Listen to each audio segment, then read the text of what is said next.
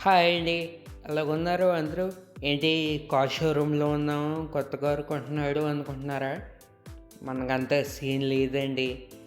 So, మా manager car తీసుకుంటా అంటే చూస్తాకే వచ్చాను. ఆయనతో పాటు నేను వచ్చాను.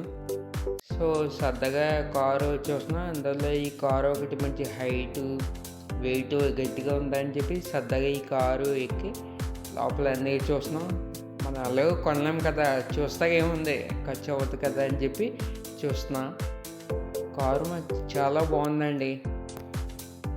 ఇక్కడ చైనీస్ కల్చర్‌లో ఏంటంటే ముఖ్యంగా ఒక అబ్బాయికి పెళ్లి కావాలంటే కారు ఒకటి, హౌస్ ఒకటి ఉండాలి.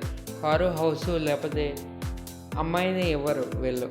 సో, అందుకని చెప్పి ఇక్కడ కార్ కల్చర్ ఎక్కువ. మా మేనేజర్‌కి ఆల్రెడీ మ్యారేజ్ అయిపోయింది. బేబీ కూడా పుట్టేసింది.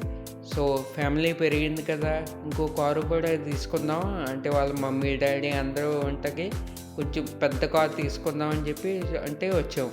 అయితే ఆ జీప్‌ని సరదాగా చూశాను. మా మేనేజర్ యాక్చువల్లీ ఈ కారు తీసుకుందాం అని చూస్తున్నారు. సో, ఇది కొంచెం పెద్దగా బావుంది. 7 సీటర్. ఓకే అండి. బాయ్.